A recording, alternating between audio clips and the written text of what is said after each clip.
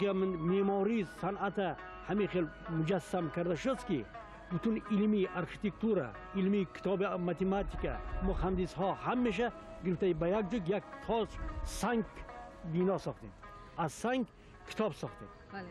میگویند که اگر یک شبانه روز در روبروی مقبره سامانیان نشینید، انگیختن چندین رنگ ها را میبینید. از پگاهی تا شب تا روزش هر خیل رنگا هر یک منوت به هر یک دقیقه به دیگه نمیسد. اونا با نور آفتاب رفتنش رنگ خودش را هر خیل به چشم انسان میتابد. لیکن گفتیم که سمانی یک گپ سخن گفتیم که من سر و سامان هستم که به اطراف من یک بیاد و گردد و دایم به کار تمیشده سر و سامانناک می شود. خب درباره منار کلان چی میگویید؟ در منار کلان همین سال منار کلان 870 سال شد. 1127 سال استابقای منارساز آدمشناس این مناره را ساختند. 1127 سال با اون گز یک فوندامنت ساختن اساس.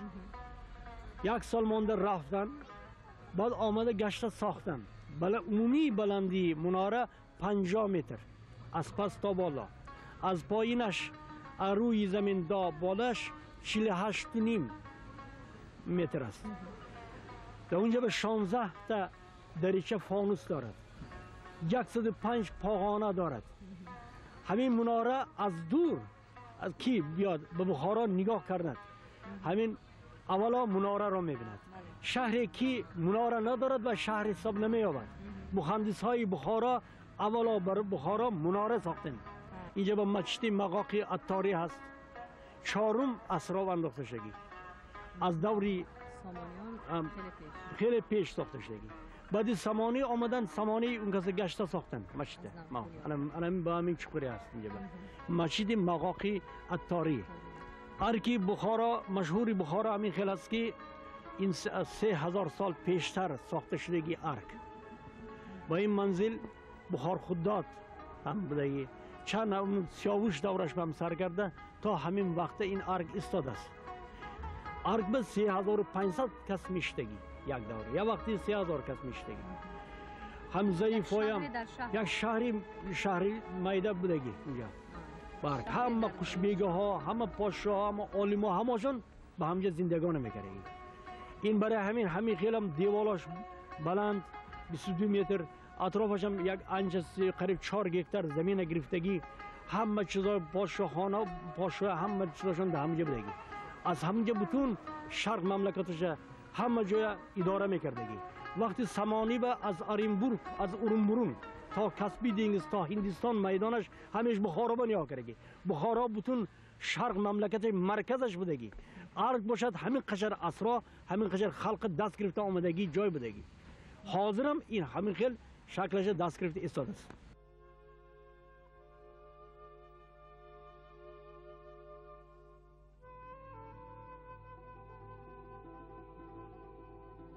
بخارا شهری است، تاریخی است زیر آسمان. بخارا ابوعلی ابن سینا و مشفقی، احمد دانش و سودا، حیرت و صدرالدین عینی، جلال اکرامی و عبدالقادر محی‌الدین برین انسان‌های ذکاوتمند را به دنیا آوردند.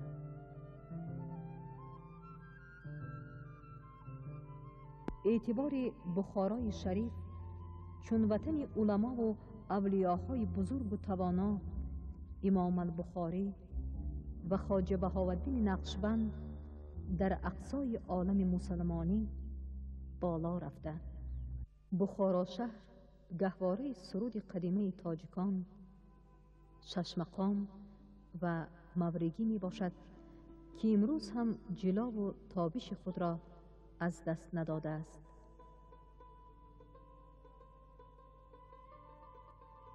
عالیه خان و اکا مهدی از زمره هنرورانی هستند که در نموی این نمود صنعت موسیقی حصه می گذارند.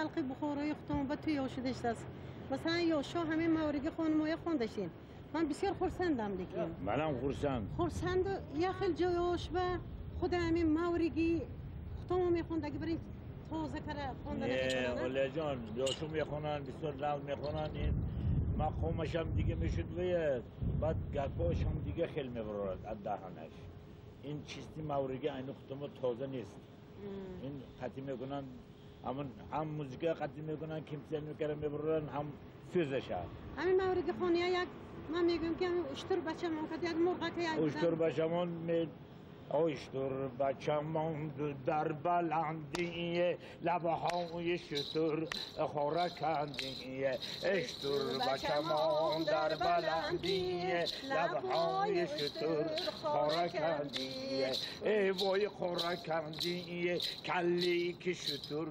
قلقندی اشتر بچه‌مون در بلندی لب‌های اشتر خورکندی ای وای خورکندی قلقندی چشمان شتر آینه بندی اشتر بچه‌مون در بلندی لبای اشتر خورکندی ای وای خورکندی قلقندی آینه بندی بیندی که شتر فشفشندی همه وقت نگاه میکنیم در تلویزیون مورد خانه هست همه جا به گجار این توی خانه ها بیم او در بسیار شیرین چیز ده مورد شیرین چیز بسیار اشعاری بلند مضمون هم مضمونش بلند بسیار و شعرهای هم شعرهای ما ایزالی شعرهای حاضر با چیز یک شعرهای ما حافظ رودکی انا فوزولی همون شعرها میخونیم ما شعر حافظ مل میدانم من اگه که حافظ شیرازی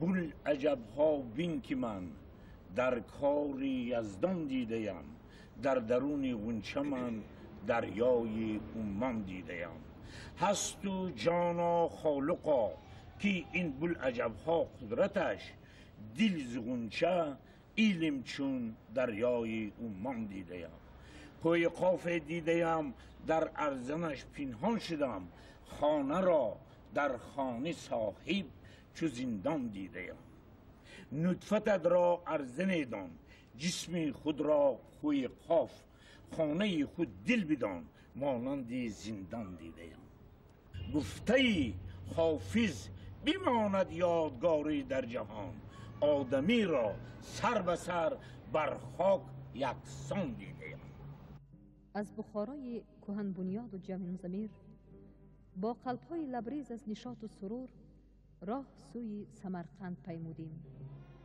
و صدای دل ما به دعای پیر مددگار رودکی بزرگوار هماهنگ بود ای بخارا شاد باش و دیر زی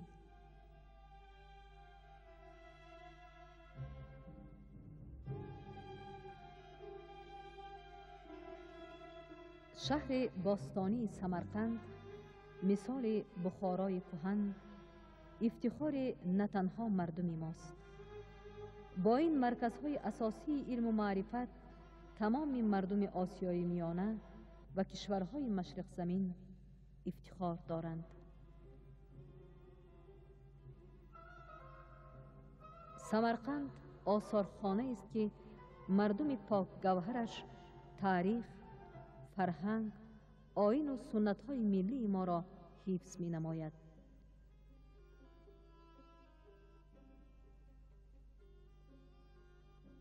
قصر و یادگاری‌های محتشم معماری، مدرسه، مسجد و مقبره‌های تا زمان ما رسیده از کامیابی‌های مهندسی، بیناسازی و آرایشگری استادهای چیره‌دست همان دور شهادت می‌دهد.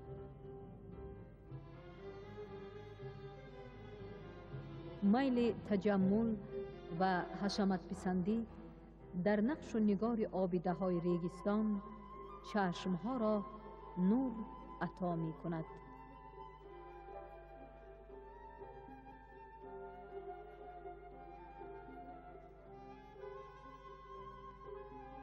اندرون این حجره‌های قدیمه چه تاریخی نهفته؟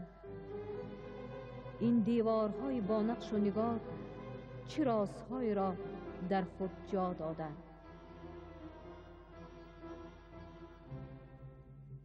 مقبره های شاه زنده و گورمیر،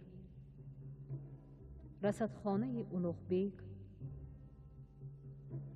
مسجد بیبی خانم و ریگستان پرجلا نادرترین انسامبل های معماری شرق بوده کس را به سیرگاه دلفریبی میبرد.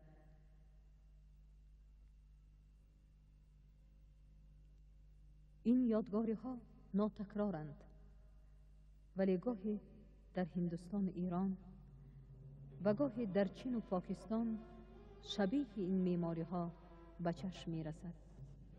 زیرا این همه آفریده ها اعجاز هنر مردم یک مرزبون بود که شهرتش به تمام عالم رفته.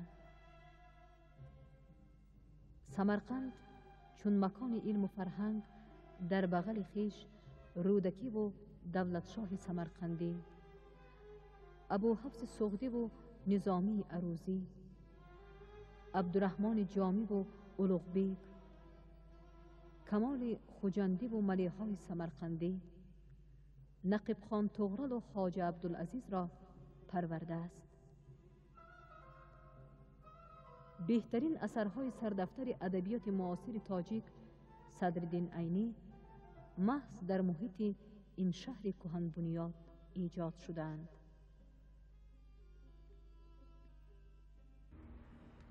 موزه یادگاری استاد عینی درباره حیات استاد از سالهای 1917 تا 54 تا به دوشنبه رفتنشان حکایت می کند. قریب همه اثرهای استاد عینی که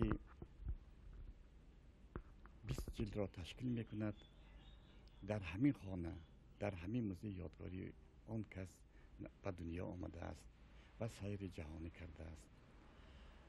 موزه سالهای بسیار فعالیت نشان داد و این موزه از تمام گوشه کنارهای دنیا مخلصان علم و ادبیات جهان آمده موزه را تماشا کردند، زیارت نمودند و موزه 25 سال فعالیت نشان داد و نهایت تاثیر باران‌های با مرور زمان چند آسیب دید. بنابراین حالا موزه استاد عینی در تعمیر است. ما امیدواریم که رهبران هم ریسپوبلیکای ازبکستان هم تاجیکستان به دست یاری دراز میکنند و موزه ما از دیگر آباد میگردد. ما کسب عجیب داریم که بسیار سالها با اون مشغولیم، موزه شناسیم. من موزه استاد عینی و قریب 31 سال باز کار میکنم. موزه نویسنده نامی تاجیک و فاتح نیازی موزه تشکیل کردیم در سمرقند، در خانه‌ای که اون کس 10 سال استقامت کرده بودند.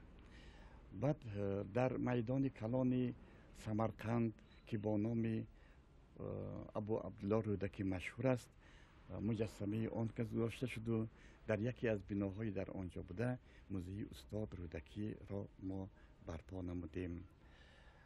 غیر از این در اینجا موزه موسیقی شناسی نامی عبدالعزیز خواجه عبدالعزیز را نیز تشکیل کردیم. خلق سمرقند خلق ادبیات دوست، شعر دوست می باشند و نویسندگان خود را بسیار هم دوست می دارند. این موزه هایی که ما تشکیل نمودیم همیشه سیرادم است و نسل نورس با مهر و محبت این موزه ها را تماشا می کنند.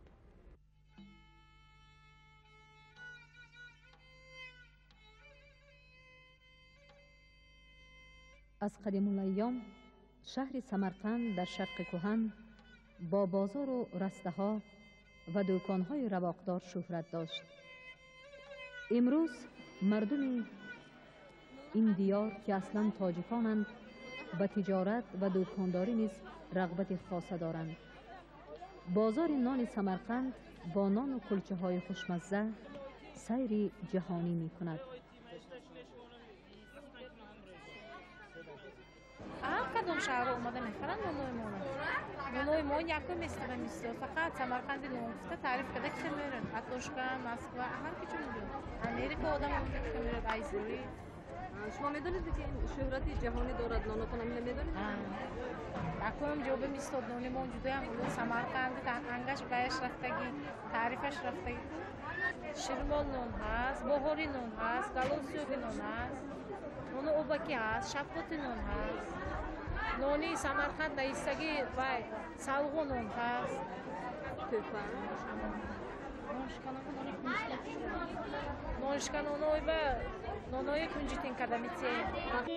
مر قامت سبال الرحمن الرحیم اول به نام 18,000 عالم سلام میگویم به آیت قرآن سلام میگویم به آدم صفی الله سلام میگویم حمد و واحدی و در سلام میگویم به حضرت بی فاطمه زهرا سلام میگویم